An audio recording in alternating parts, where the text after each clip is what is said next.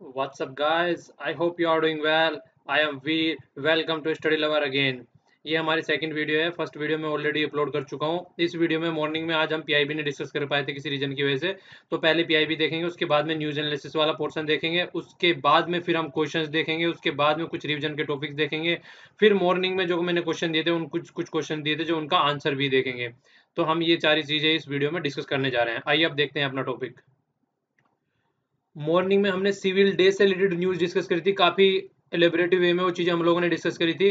वो 21 अप्रैल को बनाया जाता है, ठीक है। तो वो सारी चीजें, आर्टिकल क्या थे रिलेटेड, वो सारी चीजें डिस्कस करी थी। अब हम यहाँ पे देखेंगे अब 24 अप्रैल, ये बहुत ही अच्छी डेट है 24 अप्रैल।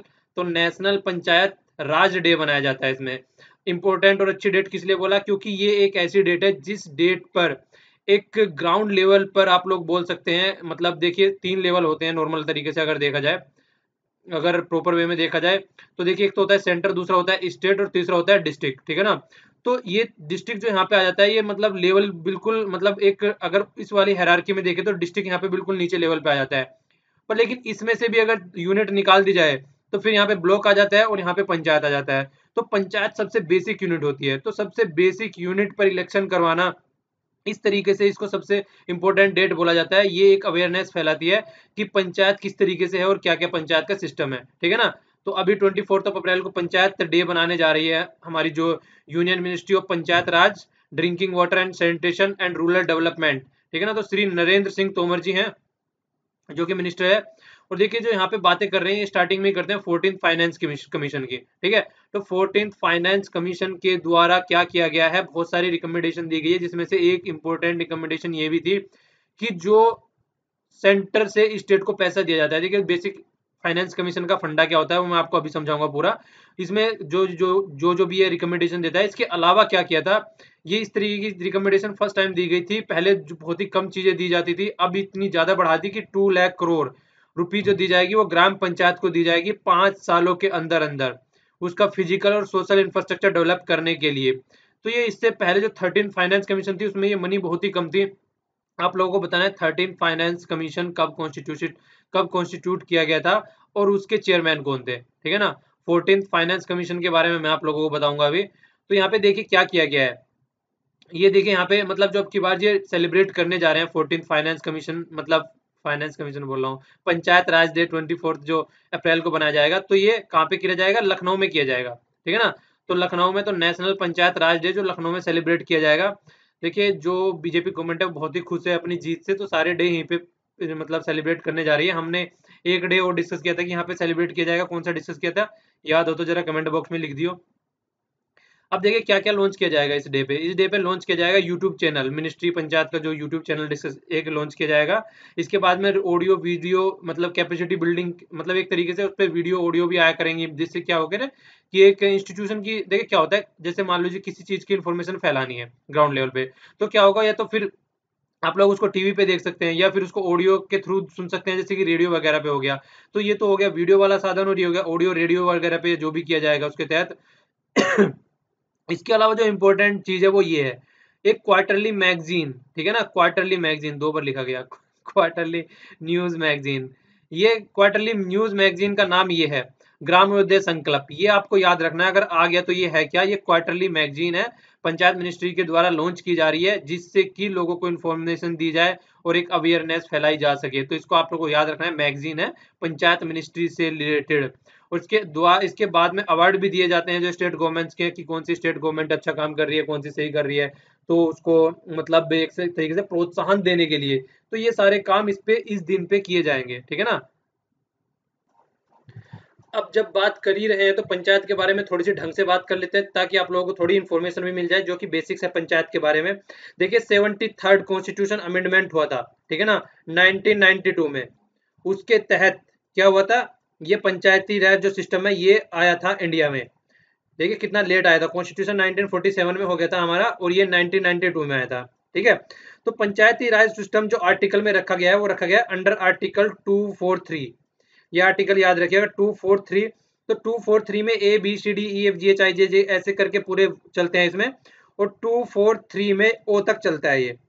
अब आप लोगों को बताना है, यहाँ पे तो पंचायत के बारे में डिस्कस कर रहा हूँ, इसके पैरेलल में म्यूनसिपैलिटीज के क्वेश्चन पूछूंगा आपसे। म्यूनिसिपैलिटीज कौन से अमेंडमेंट के थ्रू आई है, ठीक है ना, एक तो ये बताना है, और म्यूनिसिपैलिटीज के कितने आर्टिकल से कितने तक है, जिस तरीके से यहाँ पे पंचायत का है। ये आप लोगों के म्यूनिसिपैलिटी के क्वेश्चन हो गए पैरेलल में, उसको भी तैयार कर लीजिएगा, पंचायत राज में यहाँ पे से तैयार करा देता हूँ, ठीक है। तो देखिए इसमें जो है टोटल जो फंक्शन के आइटम रखे गए हैं वो 29 है। कितने हैं? 29 है इसमें फंक्शनल आइटम जो रखे गए हैं, ठीक है। तो याद रखिएगा इसको थोड़ा सा, अगर इसको अपोजिट कर दे आप तो यहाँ 29 बन जाएगा, इसको ले आए तो 92 में आया था, 29 इसमें आइटम्स रखे गए हैं, ओके। और देखिए ये चीज तो इसकी नॉर्मल नॉर्मल सी चीजें हो गई, पर लेकिन अगर देखा जाए एक चीज और बाद में आती है कि एक बात आती है कि इसको फॉर्म करने के लिए सोचा कैसे गया। तो देखिए हमारे यहाँ में कॉन्स्टिट्यूशन में एक आर्टिकल है, आर्टिकल 40, ठीक है ना। आर्टिकल 40 कहाँ पे आएगा अगर पूछा जाए तो, चलिए बता देता हूँ, डीपीएसपी में आएगा ये, ठीक है ना। तो डीपीएसपी में आर्टिकल 40 है, तो आर्टिकल 40 के तहत सेल्फ गवर्नमेंट की जो बात आती है, जो सेल्फ गवर्नमेंट की बात आती है उसके तहत हमने यहाँ पे आप लोग बोल सकते हैं कि इस अमेंडमेंट के तहत आर्टिकल, ये क्वेश्चन पूछा जा सकता है, इस अमेंडमेंट के तहत आर्टिकल 40 को एक प्रैक्टिकल शेप दी गई है, जो कि यहाँ पे थ्योरेटिकल रूप में लिखा हुआ था, सेल्फ गवर्नमेंट प्रैक्टिकल शेप दी गई है, उसको सेल्फ गवर्नमेंट को ग्राउंड लेवल पे उतारा गया है, जिसके तहत पंचायत क्रिएट की गई है, ओके।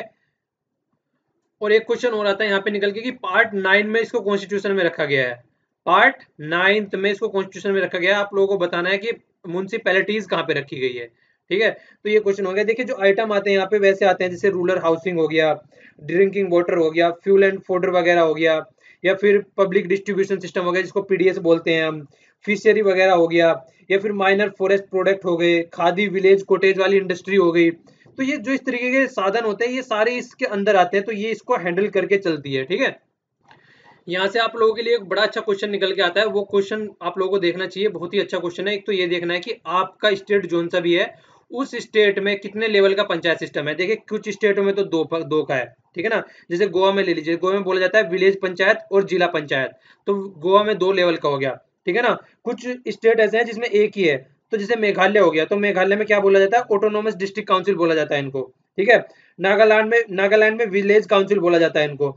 तो कुछ स्टेट ऐसे हैं जिसमें 2 हैं, और जैसे कि कुछ स्टेट ऐसे हैं जिसमें 4 भी है, जैसे त्रिपुरा ले लीजिए, त्रिपुरा में 4 है। तो आप लोगों को ये देखना है कि आपके स्टेट में कौन सा लेवल है, वो एक सिंगल लेवल की है, 2 लेवल की है, 3 लेवल की है, 4 लेवल की है। और तीसरा ये नाम बताना है कि इन जो लेवल है ये लेवलों के नाम क्या है, ये आप लोगों को पता होना चाहिए कि आपके स्टेट में किस लेवल का है, कितने लेवल की है, और कितने मतलब नाम है उसके। तो ये आप लोगों को क्वेश्चन में नीचे डिस्क्रिप्शन में आंसर देना है कमेंट बॉक्स में, ठीक है। बहुत ही इंपॉर्टेंट है, इसको देखिएगा, आप लोगों को पता होना चाहिए कम से कम कि आपके स्टेट में कौन कौन सा है, ठीक है ना। तो ये सारी इन्फॉर्मेशन तो होगी हमारी पंचायत के बारे में। आइए अब देख लेते हैं जो 14th फाइनेंस कमीशन है उसकी रिकमेंडेशन आई है, थोड़ा फाइनेंस कमीशन के बारे में जान लेते हैं। देखिए जो 14th फाइनेंस कमीशन की बात हम अभी कर रहे हैं, पहले तो फाइनेंस कमीशन के बारे में जान लेते हैं। 1951 में एग्जिस्टेंस में आया था। आर्टिकल 21, आर्टिकल 280 इंडियन कॉन्स्टिट्यूशन का फाइनेंस कमीशन प्रेसिडेंट के द्वारा बोला गया कि मतलब अगर देखिए क्या होता है, प्रेसिडेंट से मतलब बोला जाता है कि मतलब कोई भी कॉन्स्टिट्यूशन में चीजें लिखी हैं तो उसको रिकमेंडेशन में उसको फिजिकल वे में लेके आना है नहीं आना है, ठीक है। तो ये प्रेसिडेंट के द्वारा बाय द प्रेसिडेंट, तो किसी भी चीज में बाय द प्रेसिडेंट लिखा होगा आप लोगों को, ठीक है। तो देखिए तो डेफिनेशन है, तो क्या मतलब काम क्या था इसका, इसका काम मेनली जो वर्क है वो ये है कि किस तरीके से जो डिस्ट्रीब्यूशन ऑफ द रिसोर्सेज होता है बिटवीन सेंटर एंड स्टेट, तो सेंटर और स्टेट के बीच में किस तरीके से डिस्ट्रीब्यूशन ऑफ द रिसोर्सेज होता है, मतलब टैक्स वगैरह जो कलेक्शन किया गया, तो सेंटर को कितना रखना है, स्टेट को कितना देना है, और नीचे फिर ग्राउंड लेवल पे पंचायत लेवल पर म्यूनिसिपैलिटीज को कितना कितना देना है। तो ये सारा काम जो किया जाता है वो फाइनेंस कमीशन के द्वारा किया जाता है, ठीक है। एक तो ये बात हो गई, आगे क्या हो गया, देखिए ये तो हो ही गया। आगे आप लोग याद रखना 5 ईयर के लिए अपॉइंट किया जाता है इसे, एवरी 5 ईयर में, ठीक है ना। और 4-5 मतलब एक तो चेयरमैन हो गया और 4 मेंबर अलग से हो गए, तो टोटल 5 आदमी मिलके यहाँ पे वो होते हैं। जो अभी के हैं, जो 14th फाइनेंस कमीशन के जो चेयरमैन है वो है डॉक्टर YV रेड्डी, ये चेयरमैन है, इनका नाम याद रखिएगा, ओके। फंक्शन देखिए, कुछ फंक्शन भी डाल दिए मैंने यहाँ पे। फंक्शन पहला तो यही हो गया, जो टैक्सेस का जो कलेक्शन होता है तो किस तरीके से उसका डिस्ट्रीब्यूशन होना है, फिर सेंटर और स्टेट के बारे में, ओके। और किस किस सेंटर को कितना कितना, किस स्टेट को कितना ग्रांट इन एड देना पड़ता है, मतलब ग्रांट देना पड़ता है एक तरीके से, मतलब कोई भी प्रॉब्लम आ गई, जैसे कि आप लोग देख लीजिए क्या हो गया, एक पंचायत वही ले लीजिए, अभी उसमें तमिलनाडु में भी बाढ़ आई थी, तो वहां पे उनको कितना ऐड देना पड़ेगा, ठीक है, जिससे कि चीजों को जिससे चीजों को सेटल डाउन कर सके, क्योंकि बहुत ज्यादा नुकसान हुआ था वहां पे, ठीक है। तो इस तरीके से होता है। फिर आगे क्या जाता है कि सप्लीमेंट ऑफ रिसोर्सेज कितना ज्यादा देना है पंचायत और म्यूनिसिपैलिटीज को, तो ये भी यही डिसाइड करते हैं। ठीक है। इसके अलावा भी अगर कोई भी अदर मैटर है जो प्रेसिडेंट को लगता है सही है और इंटरेस्ट में है लोगों के, तो वो भी उसके द्वारा सॉर्ट आउट किया जा सकता है। ठीक है, तो ये तो हो गई जो फंक्शंस होते हैं, जो हमारा फाइनेंस कमीशन के अंदर जो फंक्शन आते हैं। इसके अलावा जो 14 फाइनेंस कमीशन के कुछ इंपॉर्टेंट रिकमेंडेशन 4 मैंने यहाँ पे लिख दिए हैं, तो ये इंपॉर्टेंट है, इनके ऊपर क्वेश्चन पूछा जा सकता है। तो पहला क्या है, देखिए अब की बार जो किया गया है, वो जो सेंटर से स्टेट को ट्रांसफर करने वाली जो मनी है वो 42% कर दी गई है। पहले लगभग 30 के एयर फेयर में थी, 32 के एयर फेयर में थी, अब लगभग 10% देखिए इसको डायरेक्ट बढ़ा दिया गया है। तो ये रिकमेंडेशन है, इसको याद रखिएगा। ओके, दूसरा क्या किया गया है, सेकंड क्या किया, ये इंपॉर्टेंट है, बहुत ज्यादा पूछी जा सकती है चीजें। सेकंड क्या है, देखिए 3% ऑफ द जीडीपी, जीडीपी का 3% जो फिजिकल डेफिसिट है, जीडीपी का 3% लेके आना है। ठीक है, इसके लिए तो देखिए कमेटी भी आई है, एनके सिंह कमेटी, उसने फिजिकल रेस्पॉन्सिबिलिटी एक्ट के तहत अपनी बातें बताई हैं, तो उनके भी कुछ ऐसे टारगेट है। तो हम यहाँ फाइनेंस कमीशन की बात कर रहे हैं, इस कमेटी की बात नहीं कर रहे हैं, इसने तो कई सारी और भी रिकमेंडेशन दी है। ओके, आगे क्या बोला था, देखिए जो सेंट्रल की स्पॉन्सर्ड स्कीम है, जैसे कि कोई सेंट्रल मनरेगा स्कीम चला रहा है, तो इस तरीके की स्कीम होगी जो सेंटर के द्वारा स्पॉन्सर की जाती है, उनकी कमी कर दो, उनको घटा दो। क्यों, समझ में आ रहा है किस लिए, वो इसलिए क्योंकि देखिए यहाँ पे ऑलरेडी हम 10% एक्स्ट्रा मनी दे चुके हैं, अब सेंटर को कोई मतलब नहीं है एक्स्ट्रा स्कीम चलाने के लिए स्टेटों के लिए। क्यों, इसका रीजन ये है, अगर मान लीजिए देखिए कि कोई स्टेट है, उस स्टेट को पता होगा ना कि उसके लेवल में उसके एरिया में क्या प्रॉब्लम है। अब सेंटर को थोड़ी ना पता है पर्टिकुलर किसी ऐसे एरिया में इंटरनली क्या प्रॉब्लम है। तो क्योंकि स्टेट गवर्नमेंट वो रहती है, वो डायरेक्टली कनेक्ट रहती है आदमियों से, जो उस एरिया के लोकल आदमी है, क्योंकि वो ग्राउंड लेवल पे काम कर रही है वहाँ पे। सेंटर तो एक बड़े लेवल पे हो गया, तो स्टेट एक छोटी यूनिट हो गई। तो इसलिए स्टेट को पता होना चाहिए कि कौन सी स्कीम वहाँ पे चलानी है। अब मान लीजिए मिड डे स्कीम चला दी, ठीक है ना, मिड डे मील स्कीम, नाम भी क्या क्या लेता रहता हूँ, मिड डे मील स्कीम चला दी। तो देखिए कुछ स्टेट ऐसे होते हैं जिनकी बहुत अच्छा लेवल है, वहां पे इतनी मतलब ज्यादा प्रॉब्लम नहीं है, वहां पे तो उसकी जरूरत नहीं है ज्यादा, तो वो स्टेट क्या करेंगे, उनको तो कोई फायदा नहीं है उस स्कीम का। इसी तरीके से कई स्टेट ऐसे हैं, मान लीजिए अंत्योदय योजना चला दी, तो उनको जरूरत ही नहीं है, उनके वहां पे मतलब फले फूले ठीक ठाक आदमी है, सब अपना एंजॉय करते हैं, सब कमाते खाते हैं। और मान लीजिए कोई एरिया ऐसे है जो बहुत बैकवर्ड है, वहां पे जरूरत है, तो दोनों पे एक जैसी स्कीम इंप्लीमेंट करने कोई मतलब नहीं बनता है। तो फाइनेंस कमीशन ने क्या बोला, इनको पैसे दे देते हैं, और पैसे देने के बाद में जिसको जो सुटेबल लगेगा अपने अपने स्टेट में अपनी अपनी स्कीम चला लेंगे अपने हिसाब से, जो इनको सुटेबल लगता है। तो इसलिए ये इस तरीके का स्टेप्स लिया गया है, इसको याद रखिएगा। ठीक है, और इसके अलावा देखिए क्या किया गया, ये फोर्थ में है, जो प्रॉब्लम था, जो पावर जो सेक्टर थे, एक्चुअली पावर सेक्टर हमेशा लॉस में चलता रहता था, तो किस तरीके से उसको लॉस को कवर करना है, तो वो भी ये सारी चीजें इसमें बताई गई है, तो उसको प्रॉपर वे में हैंडल करके चलना है, जो पावर लॉस वाली प्रॉब्लम है। तो ये कुछ रिकमेंडेशन थी जो कि हमारी 14th फाइनेंस कमीशन की रिपोर्ट के तहत थी। ठीक है, याद रखिएगा, ये बैंकिंग के पॉइंट ऑफ व्यू से भी काफी इंपॉर्टेंट हो जाती है, जो आरबीआई के एग्जाम दे रहे हैं, पीओ वगैरह के, और एसएससी में भी डायरेक्ट क्वेश्चन पूछे जाते हैं इससे। ये वाला भी काफी अच्छा आर्टिकल है, देखिए जो हमारे लॉ मिनिस्टर जी हैं, उनके द्वारा ये स्टेप्स लिया गया है, लॉन्च की गई है 3 स्कीम्स जुडिशियल में रिफॉर्म के लिए, क्योंकि देखिए बहुत ज्यादा केस पेंडिंग पड़े रहते हैं। एक तो बात ये होगी, जो पेंडेंसी ऑफ केस है बहुत बड़ी प्रॉब्लम है। इसके अलावा पेंडेंसी ऑफ केस तो झेल भी जाए, इसके अलावा क्या है, इसके अलावा ये है कि जो गरीब आदमी होते हैं, जो पुअर आदमी होते हैं, उनको यहाँ तक मतलब एक न्याय तक पहुंचने की उनकी एक आशा ही रह जाती है। क्यों, क्योंकि इतना ज्यादा कॉस्टली चीजें हैं कि वो अफोर्ड ही नहीं कर पाते हैं। तो इसलिए उसको सोल्यूशन निकालने के लिए यहाँ पे 3 स्कीम इन्होंने लॉन्च करी है। तो पहली स्कीम का नाम है प्रो बोनो लीगल सर्विस, ठीक है, दूसरी स्कीम का नाम है टेली लॉ सर्विस, और तीसरी स्कीम का नाम है न्याय मित्रा स्कीम। तो ये तीनों आपको याद रखनी है कि ये किससे रिलेटेड है, तो जुडिशियल में रिफॉर्म को है, और खासकर किसके लिए है। एम यहाँ पे दे रखा है, एम है टू फुल, एम यहाँ पे दे रखा है, मतलब टू फिल द जो एसेसिस of the justice to the poor and the एक vulnerable section of the society या कम्युनिटी आप लोग कह सकते हैं, तो उन तक जस्टिस को पहुंचाना इसका मेन मकसद है। तो अब देखिए ये है क्या क्या, जो प्रो बोनो लीगल सर्विसेज के तहत क्या होगा, ये पूछा जा सकता है। ये एक वेब बेस्ड प्लेटफॉर्म है, मतलब वेबसाइट टाइप में है। तो यहाँ पे क्या कर सकता है, कोई भी वकील जो कि इंटरेस्टेड है लोगों की सहायता करने के लिए, वो यहाँ पे अपना रजिस्ट्रेशन करेगा, और अगर कोई भी केस आ रहा है मतलब, तो उससे उसको क्या किया जाएगा, उसको रेफर किया जाएगा जो आदमी अफोर्ड नहीं कर पाते हैं सर्विसेज। तो ये अगर कोई अपना फिलोन्थ्रोपिक वर्क करना चाहता है, सोसाइटी के लिए वर्क करना चाहता है, तो बहुत ही अच्छा प्लेटफॉर्म है। यहाँ पे रजिस्ट्रेशन कराए तो उसको जो आदमी केस के लिए मतलब फ्री में केस लड़ा जाएगा, कहने का मतलब ये है नॉर्मल सा, ठीक है ना। अब दूसरा भी इतना ही इंपॉर्टेंट है, देखिए अगर मान लीजिए आज की डेट में अगर यूपी का एग्जांपल ले लेते हैं, तो लखनऊ में एक बेंच है, ठीक है, यूपी स्टेट इतना बड़ा है, तो अगर किसी आदमी को कोई प्रॉब्लम आ रही है, तो लखनऊ जा रहा है या उधर जा रहा है, मतलब इतने लंबा डिस्टेंस पड़ जाती है, तो ये बहुत ही ज्यादा प्रॉब्लम हो जाती है। ठीक है, तो अगर मान लीजिए कोई इधर का है, नोएडा का रहने वाला है, दिल्ली के आसपास में रहने वाला है, तो उसके लिए प्रॉब्लम हो जाती है बहुत ज्यादा। तो क्या कर रहे हैं कि टेली लॉ सर्विस प्रोवाइड करा रहे हैं। टेली लॉ सर्विस के थ्रू क्या होगा, एक मतलब आप लोग बोल सकते हैं कॉन्फ्रेंसिंग टाइप की चीज होगी, कनेक्ट द लॉयर और द क्लाइंट। तो कॉन्फ्रेंसिंग के द्वारा तो चीजों को सही किया जाएगा, और ये काम किससे किया जाएगा, कॉमन सर्विस सेंटर, जो कि मैं आप लोगों को पहले भी दिखा चुका था, ये इस तरीके के हैं जैसे कि कैफे की दुकान नहीं होती है, तो कैफे की दुकान खुल गई कोई भी गांव के एरिया में और वहां पे सारी फैसिलिटी रहेंगी, ये गवर्नमेंट के द्वारा या फिर किसी कम्युनिटी के द्वारा खोली जाएंगी।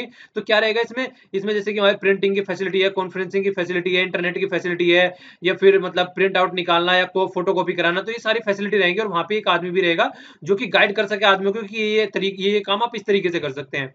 तो वो सर्विस प्रोवाइड कराया जाएगा। तो इससे क्या रहेगा, एक जो आदमी है जिसको जहां तक ज्यादा दूर जाने में प्रॉब्लम है, देखिए यार मान लीजिए अगर कोई आदमी इधर से कोई लंबे वहां जाता है, इधर जाता है, मान लीजिए नॉर्थ से कहीं पे जा रहा है इधर, अगर यूपी का बंदा है तो वो क्या जाएगा वहां पे जाके रूम लेगा, रूम लेने का अलग खर्चा रहेगा, जाने का अलग खर्चा रहेगा, रहने का वहां पे अलग खर्चा रहेगा, खाने का अलग खर्चा रहेगा।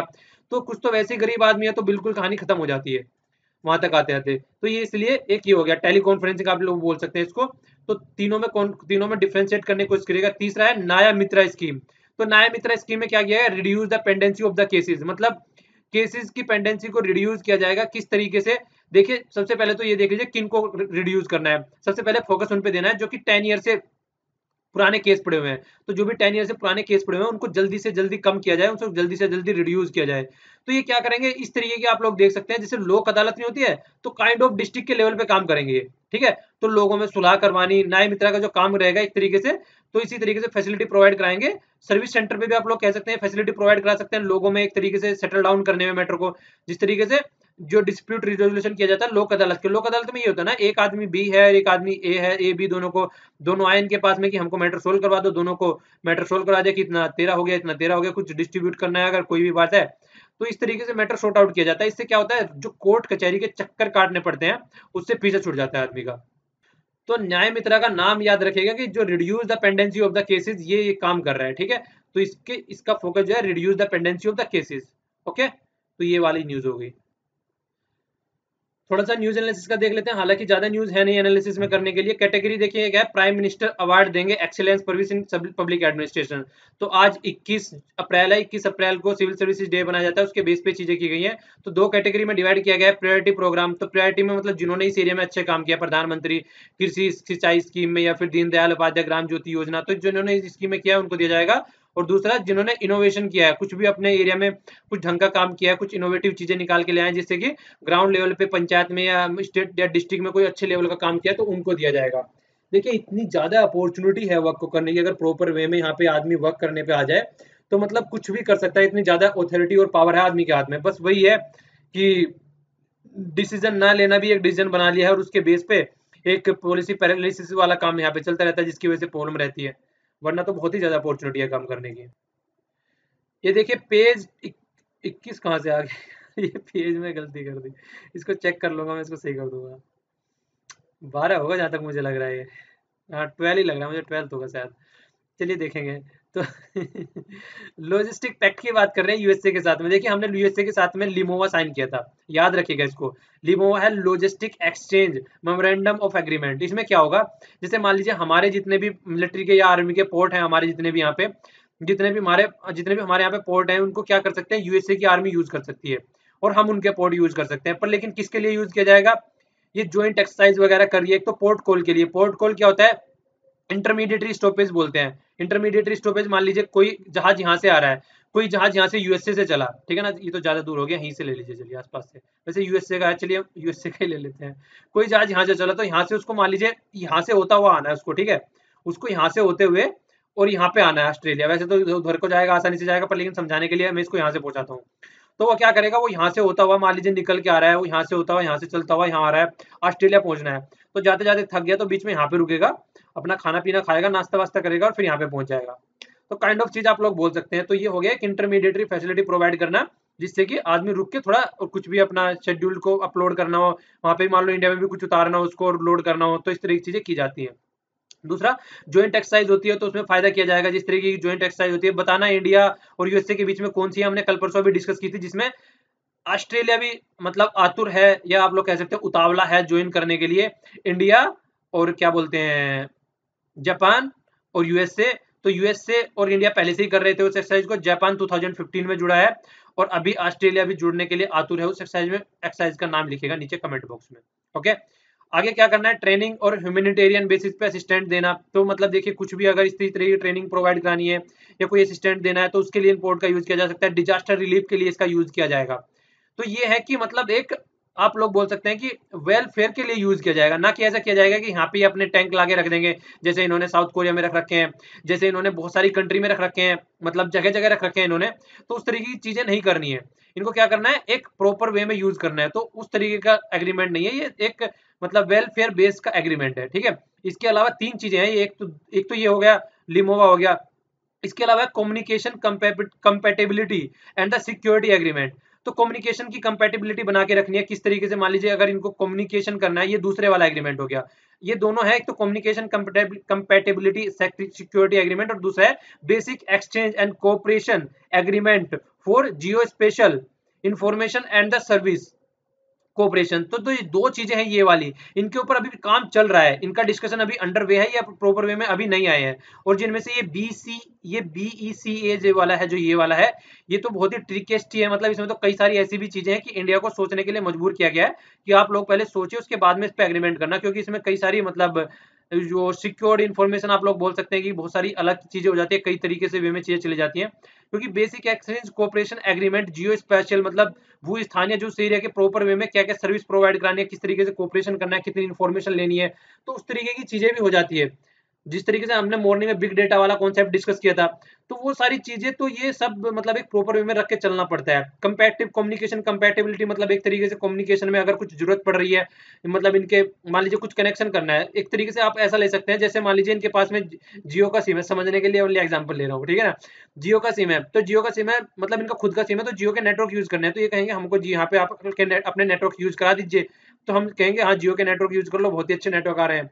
तो काइंड ऑफ मतलब प्रोवाइड कराना। और सिक्योरिटी एग्रीमेंट तो मतलब एक दूसरे के साथ में प्रॉपर एक आप लोग बोल सकते हैं कि प्रॉपर एक दूसरे की हेल्प करके चलना है अगर कोई प्रॉब्लम आ रही है इन वाले एरिया में, ठीक है। तो ये तीन एग्रीमेंट आप लोग याद रख सकते हैं इनको। पेज 11 पर न्यूज है, ये भी अच्छी खासी न्यूज है। US must support the Paris accord. तो पेरिस की बात चल रही है, अभी क्या किया है यूएस ने, क्या कर दिया है, बहुत ही बड़ा स्टेप लिया है। बड़ा स्टेप क्या लिया है, जो यूएन का फंड है वो कट कर दिया है यूएस ने, तो 20% लगभग रिड्यूस कर दिया है फंड। तो ये न्यूज तो ज्यादा इंपॉर्टेंट मतलब है नहीं, बस मैंने इसके हेल्प से आप लोगों को ये बताना चाहता हूँ कि देखिए यूएन की जो फंडिंग होती है, उसका जो बजट होता है वो किस किस किसे आता है। तो सबसे ज्यादा आता है यूनाइटेड स्टेट ऑफ अमेरिका से, ये परसेंटेज में यहाँ पे याद रखेगा 20%। अब देख लीजिए 20% तो ओनली यहीं से आता है। 20% में ये मतलब आप लोग कह सकते हैं कि 1/4 जो हो गया वो तो ओनली यूएसए से हो गया। तो 1/4 ये जितना ज्यादा पैसा देता है उतना ज्यादा फिर वो पावर भी दिखाते हैं वहां पे। इसके बाद में दूसरे नंबर पे जापान और तीसरे नंबर पे चाइना, ठीक है। और यहाँ पे देख लीजिए, यहाँ पे इंडिया तो दिख ही नहीं रहा है दूर दूर तक भी। और फिर हो गया जर्मनी। तो आप 4-5 यहाँ पे नाम याद रख सकते हैं, ये 3-4 यहाँ पे नाम याद रख सकते हैं, ठीक है। तो जो इंडिया का है लगभग 2% से भी बहुत कम है, 0.1 समथिंग में ऐसा कितना है।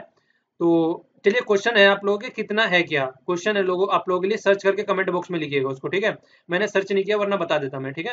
मैंने उसको सर्च आउट नहीं किया तो थोड़ा आइडिया भी नहीं है। वैसे 1% से लगभग के 1% के एयर फेयर में ही हो जाता है, मुझे आइडिया है, ठीक है।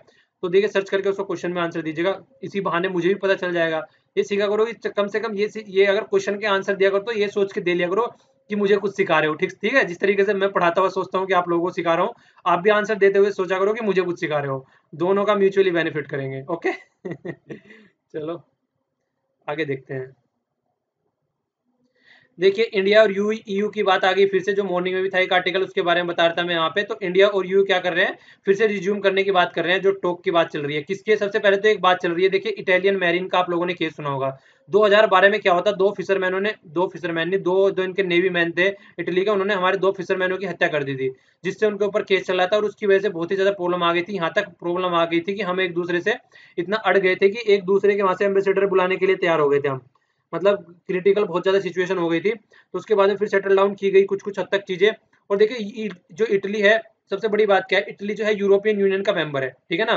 तो यूरोपियन यूनियन का मेंबर है तो उनको उसके हिसाब से काम करना है। अगर उनके मेंबर के साथ में कुछ भी हो रहा है तो वो अपने मेंबर के साथ में रहेंगे ना, ये थोड़ी ना वो हमारे साथ में आके खड़े हो जाएंगे। तो वो अपने हिसाब से काम कर रहे हैं।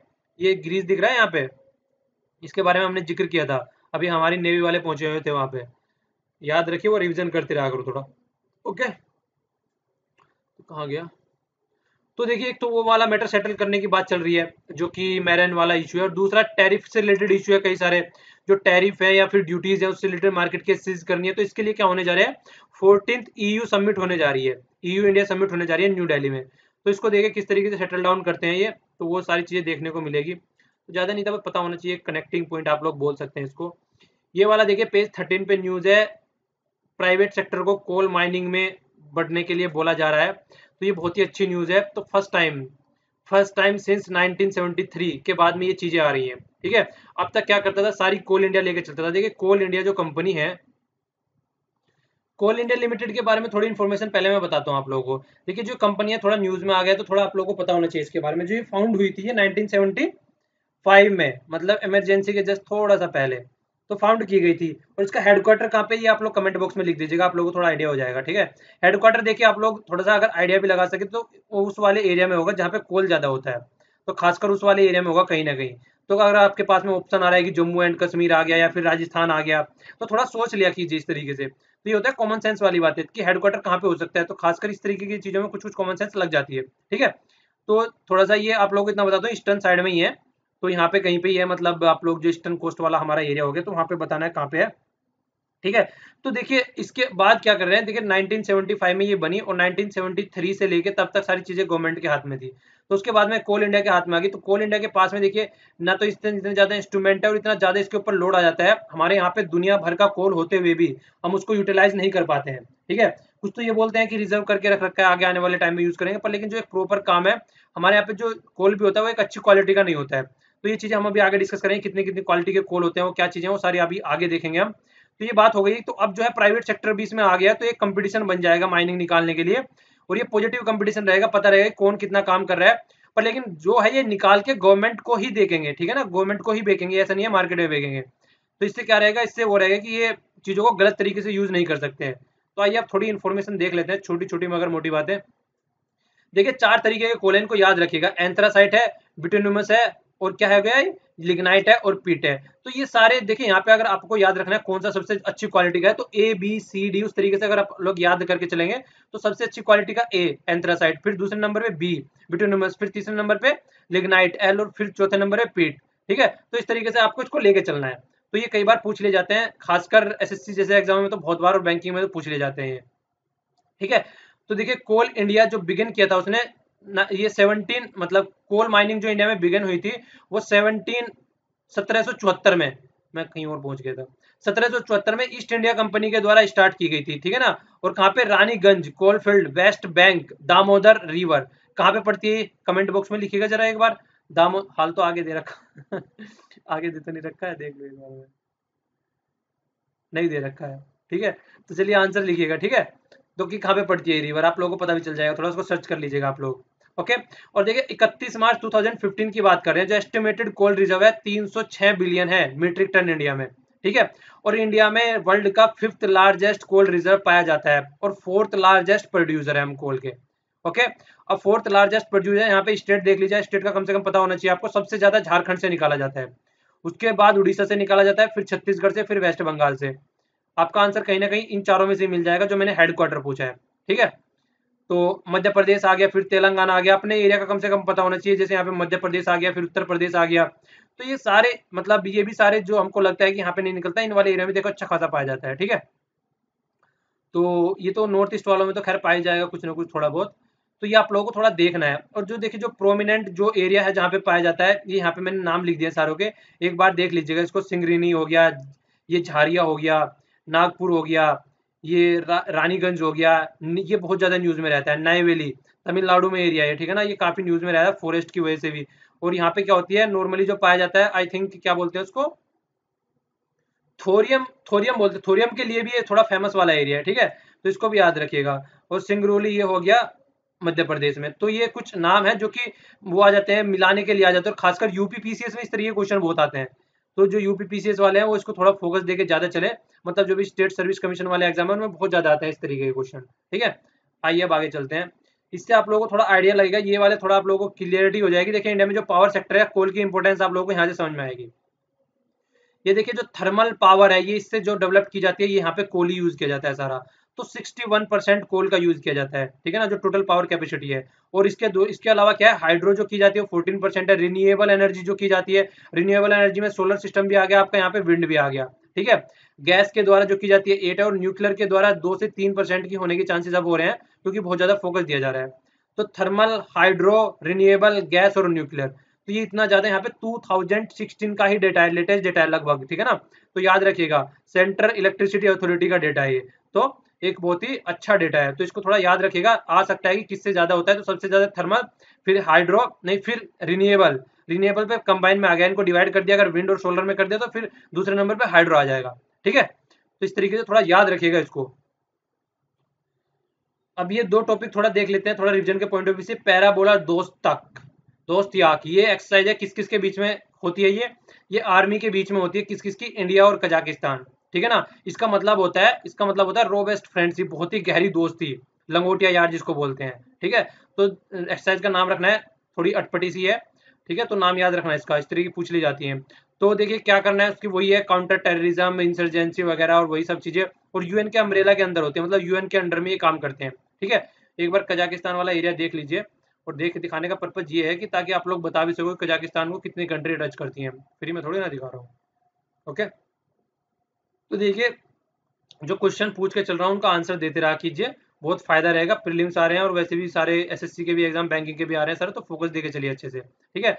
ये है परम इसाहन सुपर कंप्यूटर, लॉन्च किया गया है किसके द्वारा, आईआईटी गुवाहाटी के द्वारा, तो इसको याद रखिएगा, ठीक है। बहुत ही फायदा होता है यार इनसे, देखिए कंप्यूटिंग, इलेक्ट्रोमैग्नेटिक या फिर फ्लूइड डायनामिक्स, ये सारी चीजें इनसे की जाती हैं, और क्लाइमेट वेदर की इन्फॉर्मेशन भी सब कुछ निकाली जाता है। यहाँ पे भी आपके लिए वर्ल्ड का फास्टेस्ट कंट्री सुपर कंप्यूटर किसकी कंट्री के द्वारा है और उसका नाम भी बताइएगा, ठीक है। तो ये आप लोगों के लिए क्वेश्चन हो गए। आइए अब अपने क्वेश्चन देखते हैं जो हम लोगों को डिस्कस करने हैं।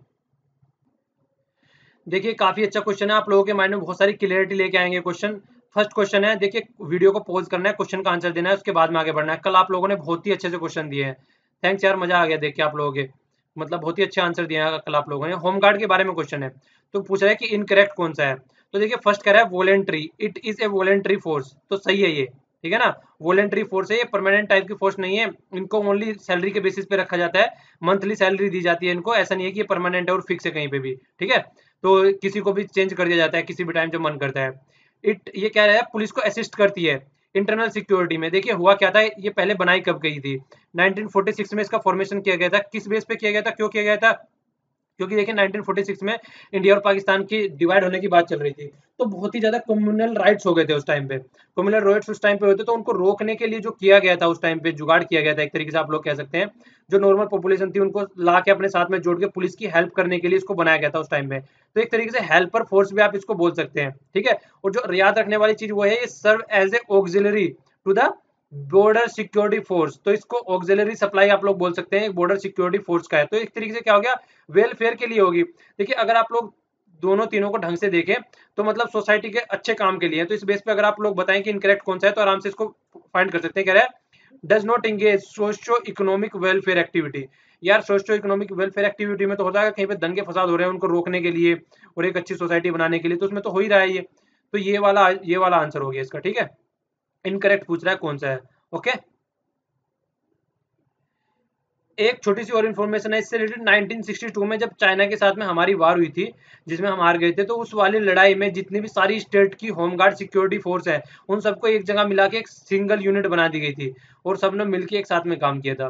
तो ये भी इंपॉर्टेंट इन्फॉर्मेशन हो सकती है जो कि कनेक्टेड है इससे।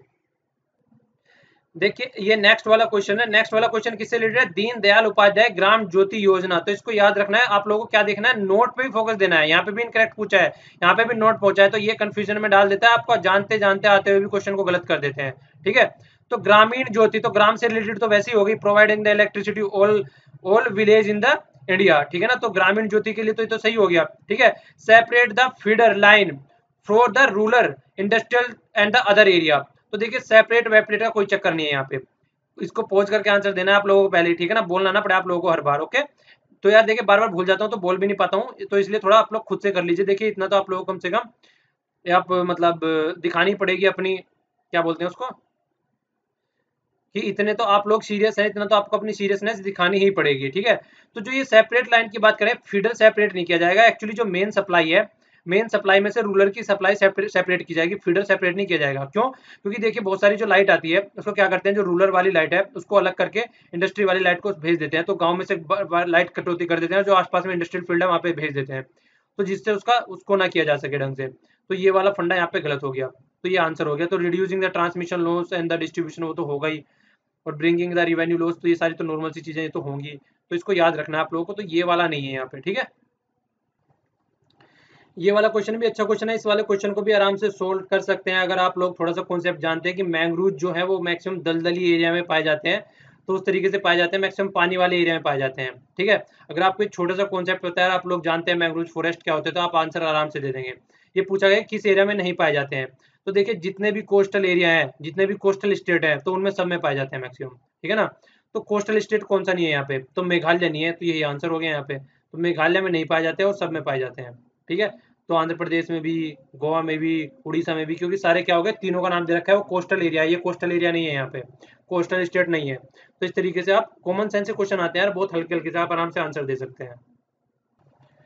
ये वाला क्वेश्चन काफी अच्छा है। चलिए इससे पहले आप लोग ये बताइएगा सबसे ज्यादा मैंग्रोव फॉरेस्ट किस स्टेट में पाए जाते हैं, ठीक है ना। मैंग्रोव फॉरेस्ट सबसे ज्यादा किस स्टेट में पाए जाते हैं, ये भी क्वेश्चन बहुत बार पूछा जा चुका है। ओके, देखिए ये वाला क्वेश्चन है, Asia infrastructure investment bank, AIIB, ठीक है। तो AIIB है जो ये चाइना लेड बैंक है, पहली तो बात यही होगी, तो फर्स्ट ऑप्शन सही हो गया, सेकंड तो ऑप्शन सही हो गया, ठीक है। देखिए क्या बोल रहे हैं कि इसमें ओनली एशियन मेंबर है, तो ऐसा कुछ नहीं है, एशियन मेंबर नहीं है, इसमें बाहर वाली भी कंट्री है, और खासकर जो भी आना चाहिए इसमें आ सकता है। पर लेकिन ये वाले आपको कंफ्यूजन में डाल सकती है, all member have the equal rights. देखिए जो वर्ल्ड बैंक हो गया, या फिर दूसरा कौन सा हो गया, एशियन डेवलपमेंट बैंक हो गया, तो देखिए सबसे ज्यादा पावर तो इसके पास में, सबसे ज्यादा मनी इसके पास में है। दूसरे नंबर पे ये हो गया, और तीसरे नंबर पे अब कौन सा आ रहा है, ये आ रहा है तीसरे नंबर पे। तो ये दोनों भी मिलके एशिया में जो इंफ्रास्ट्रक्चर के प्रोजेक्ट चल रहे हैं उनके गैप को इतनी फंडिंग नहीं दे पा रहे हैं वहां पे, ताकि यहाँ पे जो इंफ्रास्ट्रक्चर के प्रोजेक्ट जो एशिया में चल रहे हैं वो कंप्लीट हो सके चीज यहाँ पे। तो इस चीज को देखते हुए ये एशिया डेवलपमेंट जो Asia infrastructure bank, infrastructure investment bank बनाया गया है। तो पहले तो बात ये याद रखनी है, ठीक है। दूसरी बात ये याद रखनी है कि देखिए यहाँ पे आपको कंफ्यूजन में डाला जा सकता है, ये वाले बैंक जो है इनमें वोटिंग इक्वल नहीं है, यहाँ पे जो कोई जितना शेयर देता है उतना ही ज्यादा उसका वोटिंग राइट होता है। तो यूएसए की मैक्सिमम इन दोनों बैंकों में देखा जाए तो मतलब यूएसए की, मतलब इसमें तो पता है यूएसए की सबसे ज्यादा वोटिंग होती है, ठीक है। इसीलिए यहाँ पे जो होता है यूएसए, जहाँ पे यूएसए को भी पैसा देना होता है वहाँ पे यूएसए डिसाइड करता है मैक्सिमम। कहने के लिए अलग बात है कि ये डिसाइड कर रहे हैं, पर यूएसए डिसाइड करता है, क्योंकि वोटिंग है जो उसके बेस पे जितना यहाँ पे आप पैसा देते हैं, ठीक है। तो यहाँ पे कंफ्यूजन क्या है, यहाँ पे कंफ्यूजन ये है, all member have the less equal, all member have the equal voting rights. तो यहाँ पे सही क्या करना है आप लोगों को, सही ये करना है कि जितने भी एशिया के मेंबर है उनका तो इक्वल वोटिंग राइट है, पर जो नॉन एशियन मेंबर है ना उनका इक्वल वोटिंग राइट नहीं है। तो ये आप लोगों को याद रखना है, एशिया वाले जो मेंबर है उनका इक्वल वोटिंग राइट है, जो नॉन एशियन मेंबर है उनका इक्वल वोटिंग राइट नहीं है। ये कंफ्यूजन में आप लोगों को डाला जा सकता है, तो इसलिए इसको याद रखिएगा। तो आंसर क्या हो गया इसका, 2। ओके, कॉन्स्टिट्यूशन के बारे में क्वेश्चन है, कॉमन सेंस का क्वेश्चन है, आराम से कर सकते हो। Constitution serve which of the following purpose, देखिए फर्स्ट क्या लिखा हुआ है, इट्स सुप्रीम लॉ, ठीक है कोई बात नहीं है। Determine the relationship between citizenship and the territory, तो देखिए नॉर्मल सी बात है, सिटीजनशिप बहुत से राइट होते हैं, आप लोग किस स्टेट में रहते हैं, तो आप लोग सारे आपके पास में ये रहता है कि यहाँ का डोमिसाइल है आपके पास में, तो दोनों को कंबाइन करता है, तो फर्स्ट सही हो गया। दूसरा क्या है, it limits the power of government, तो ये कहाँ पे आता है, ये आता है आपका फंडामेंटल राइट। तो आपके पास में फंडामेंटल राइट है, गवर्नमेंट जो है आपको कुछ नहीं कर सकती है जब तक आपके पास में फंडामेंटल राइट है, वरना गवर्नमेंट जो है अगर फंडामेंटल राइट को हटा दिया तो गवर्नमेंट कुछ भी काम कर सकती है। तो ये यहाँ पे इंपॉर्टेंट हो जाता है, आप लोगों को याद रखना है। तो ये इसकी पावर कर्व करने के भी काम आता है, ठीक है। तो गवर्नमेंट को चेक एंड बैलेंस में रखता है ये, तो दोनों सही है। ये वाली फैक्चुअल इन्फॉर्मेशन हो गई, इसमें लिखा है थाल, बोर और पाल घाट, तो कोई ये पास जो है वो किस एरिया में पाए जाते हैं, तो वेस्टर्न घाट में पाए जाते हैं, इसको याद रखिएगा, फैक्चुअल इन्फॉर्मेशन है। तो ये वाली स्कीम है, बहुत ही अच्छी स्कीम चलाई गई थी, अगर आपको इसकी फुल फॉर्म पता है तो आप इसका आंसर आराम से दे सकते हैं। तो फुल फॉर्म क्या है, फुल फॉर्म है इसकी impacting research innovation and technology. तो जो इम्पैक्टिंग का IMP है, ये इम्पैक्टिंग हो गया, रिसर्च हो गया, इसके बाद में IN का इनोवेशन हो गया और टेक्नोलॉजी हो गया। तो क्या हो गया, boosting the research in the country. सबसे ज्यादा इंपॉर्टेंट चीज क्या है इसमें, सबसे ज्यादा इंपॉर्टेंट चीज ये है कि जो जितनी भी IITs हैं उन सबके साथ में ISC जो बेंगलोर है, जो ISC जो साइंस वाले इंस्टीट्यूट है, उनको इसके साथ में कंबाइन करके रिसर्च की जाएगी, जो कि top most institution of the country है। तो इन सबको एक साथ लाने का ये साधन है, और बहुत सारे वर्क में ये काम करेंगे, बहुत सारे एरिया में काम करेंगे।